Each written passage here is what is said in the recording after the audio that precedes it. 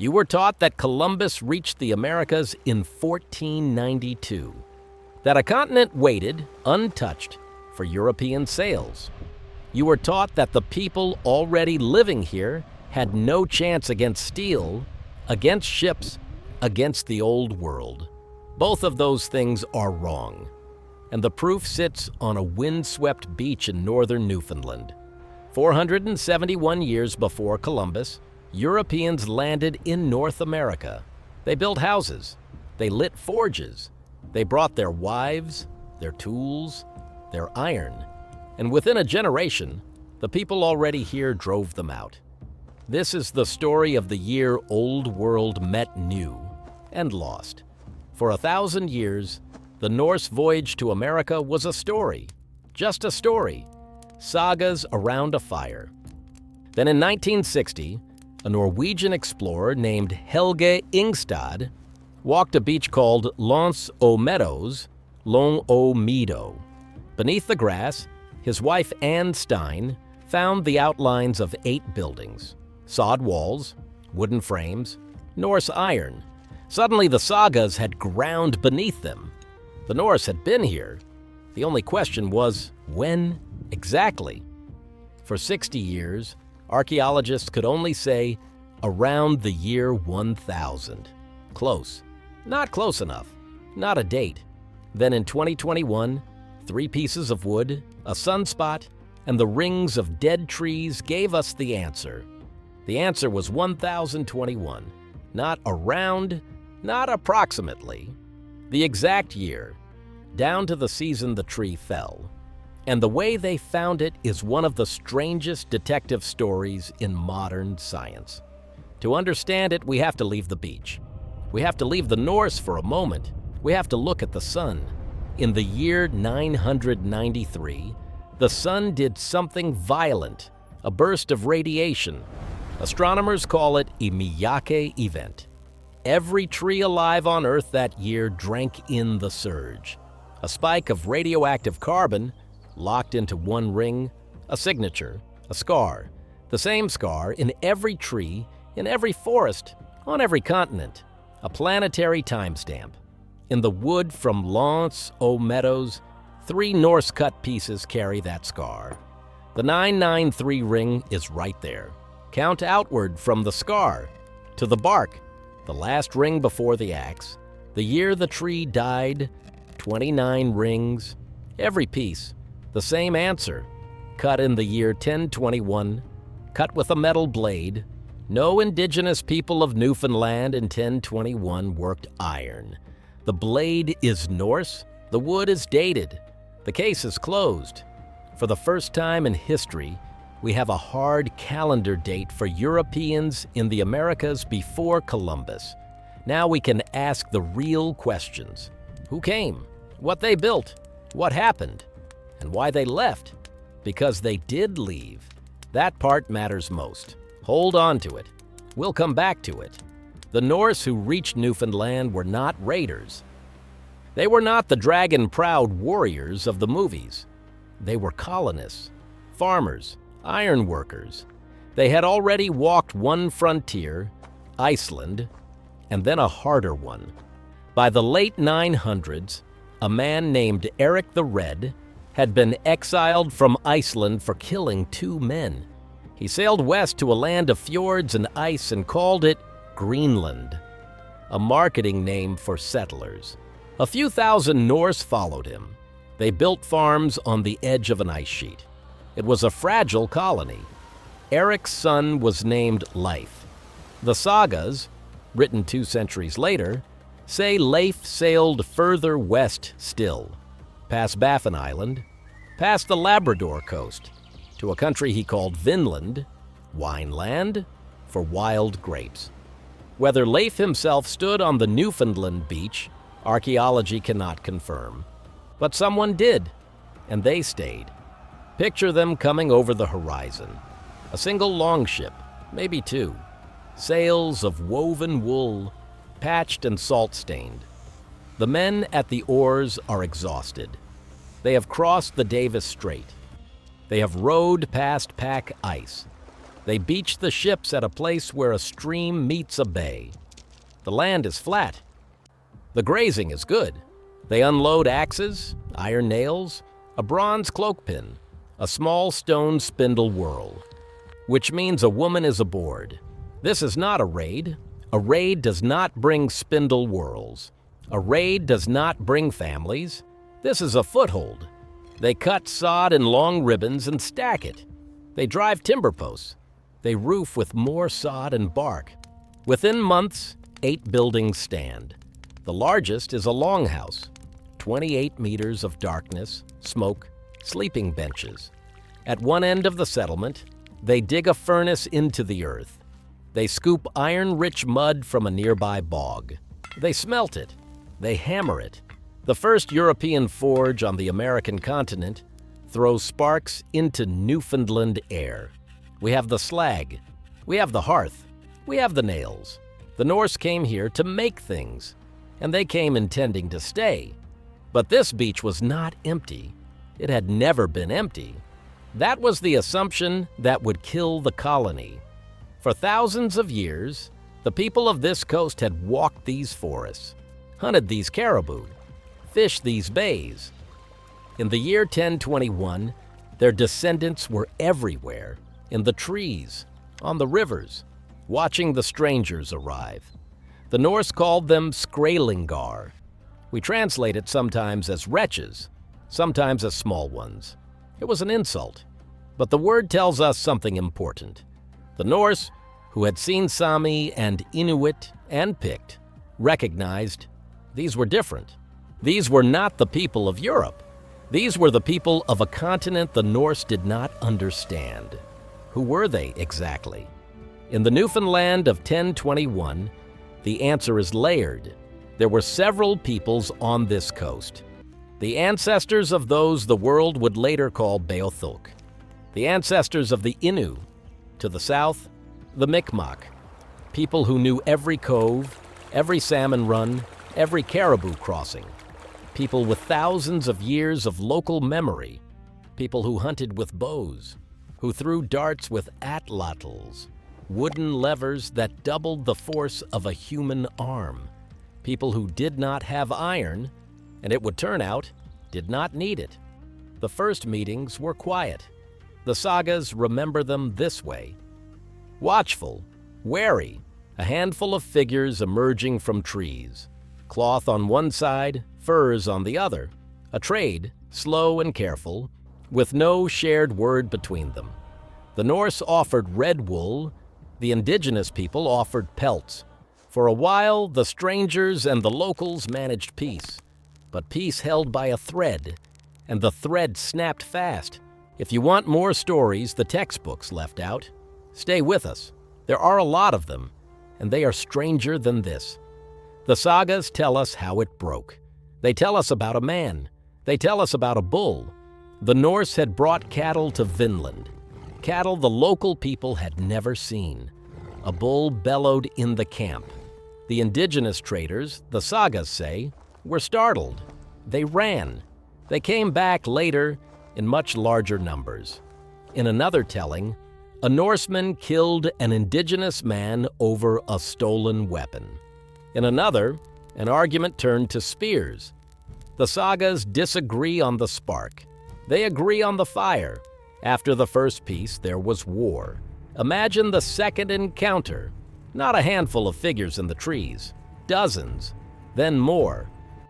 Then more still. The Norse, perhaps 30 men with iron weapons, line up at the edge of their settlement with shields. Out of the spruce forest come the people of the land. Quiet. In numbers that keep coming. 20, 50, 100. They do not charge. They throw. Atlatl darts arc into the Norse line. Stone-tipped. Faster than a thrown spear. A man near the front of the Norse line takes a dart in the chest. He falls. The sagas name him. They call him Thorvald, Leif's brother.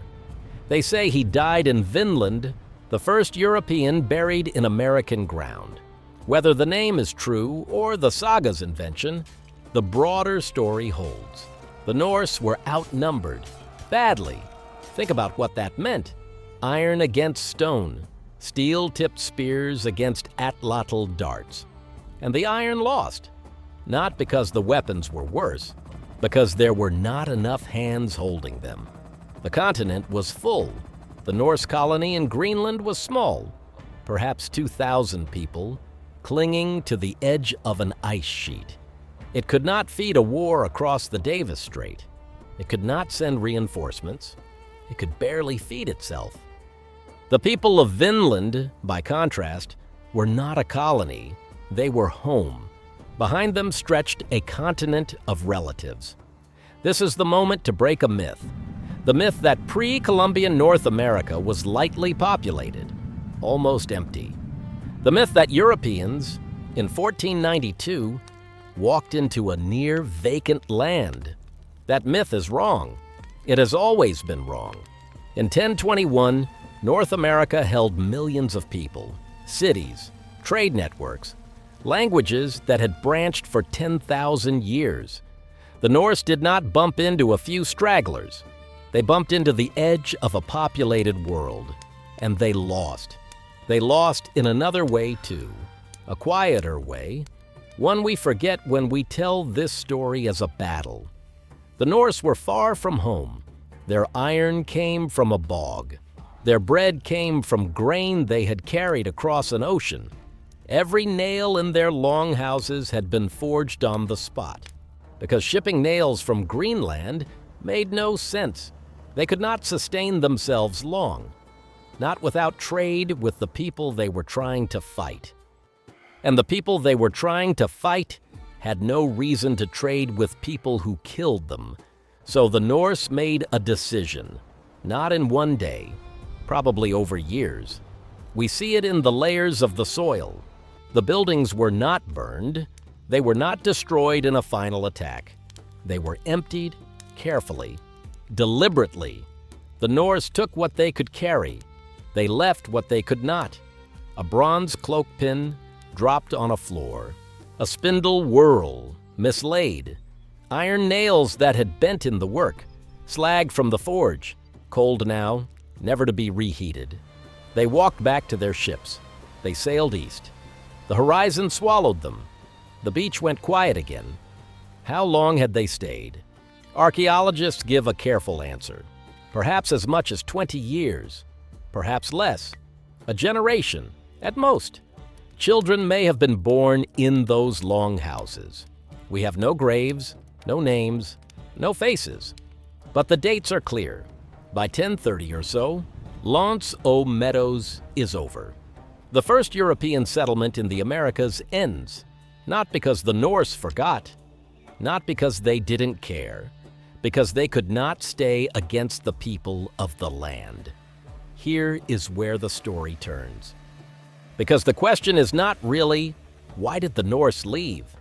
The Norse left because human beings, when they lose, leave. The deeper question is the one we never ask. Why couldn't Europe come back? Why did the continent that built the long ship, the iron sword, the sail, go silent? For 500 years, no European ship made a serious return. Not until 1492. Not until Columbus. 5 centuries. Long enough for the Norman conquest of England to happen and be remembered as ancient history. Long enough for the Crusades to begin and end. For Black Death to sweep Europe. For the Renaissance to start. All of that time. And on this side of the ocean, the people of North America lived their lives. They did not know that far to the east, a continent had tried to land on their shore and been pushed back. They did not know what they had done. They were just defending a coast, just protecting a hunting ground. But what they had done, without knowing, was buy this continent 500 years of unbroken history. 500 years of Cahokia rising on the Mississippi. 500 years of Mesa Verde, of Chaco, of the mound cities. 500 years of peoples becoming the peoples we know. 500 years before everything changed. What changed in 1492 was not that Europe finally became strong enough. It was that Europe brought new weapons. Not better swords, worse diseases, smallpox, measles, influenza, the microbes that had cooked in old world cities. In 1021, the Norse had iron and ships. The continent threw them out anyway. Iron against home ground was not enough. In 1492, the Spanish had iron and ships and something else, invisible. By the time anyone understood it, it was too late. The advantage of Europe over the Americas, the advantage we were taught as inevitable, it was not inevitable. It was not technological. It was not cultural. It was, in the end, biological. And it came centuries late. In 1021, on a level field, the old world tried to take the new, and the new world won. We tend to imagine first contact as one moment, one ship, one beach, one handshake, or one battle. The story is bigger. First contact happened many times before 1492, on many shores. We know about the Norse because of the wood and the sun. We may not know about the others: fishermen blown off course, boats lost in storms, sailors who never made it home. But we know that for one specific year, 1021, Europe stood on this continent, and the continent answered. The site at Meadows is small: 8 buildings, a forge, a workshop, some lost objects in the dirt. But what it tells us is enormous. It tells us the textbook story is wrong on both ends. Europeans did not discover the Americas in 1492. They re-encountered the Americas in 1492 after a long pause. And that pause was not an accident. It was caused by people, by specific people, on a specific coast, in a specific year. The indigenous peoples of the Newfoundland coast in 1021 are the reason this continent had 5 more centuries on its own terms.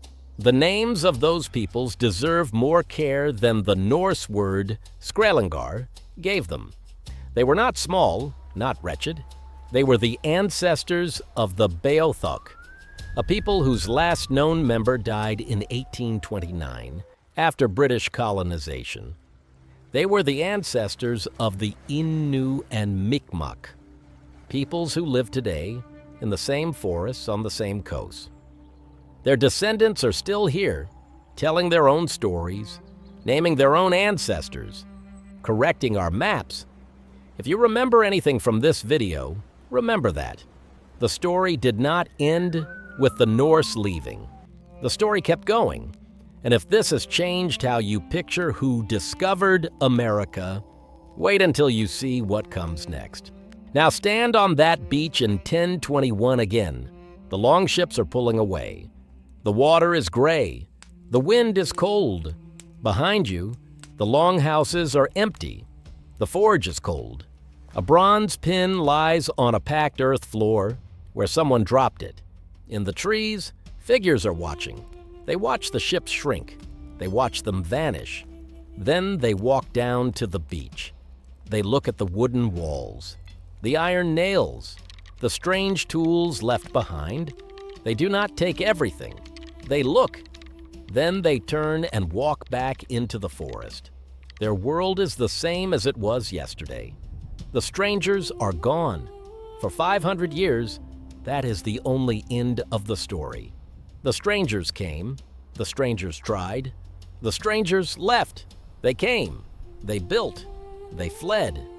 And the continent went on without them. The longhouses sank into the grass. The forge filled with leaves. The harbor became, once again, just a harbor. The people of the coast hunted, fished, traded with their neighbors, told their own stories. They did not write the Norse down.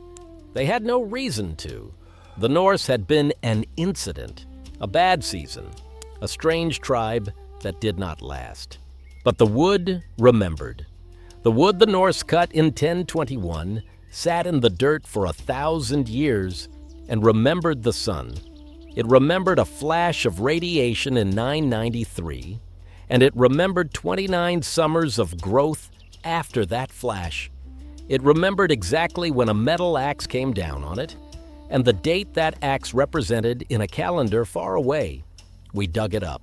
We read it, and it told us, after 1,000 years of silence, exactly what year Europe lost. In 1021, on a coast of spruce and fog and gray water, the most aggressive seafarers in Europe met the people of this land. And the people of this land, without iron, without steel, without ships that crossed oceans, sent them home. Whatever else you were taught about the meeting of the old world and the new, hold on to that. The first round did not go to Europe. The first round went to North America. The first round went home. They came. They built. They fled.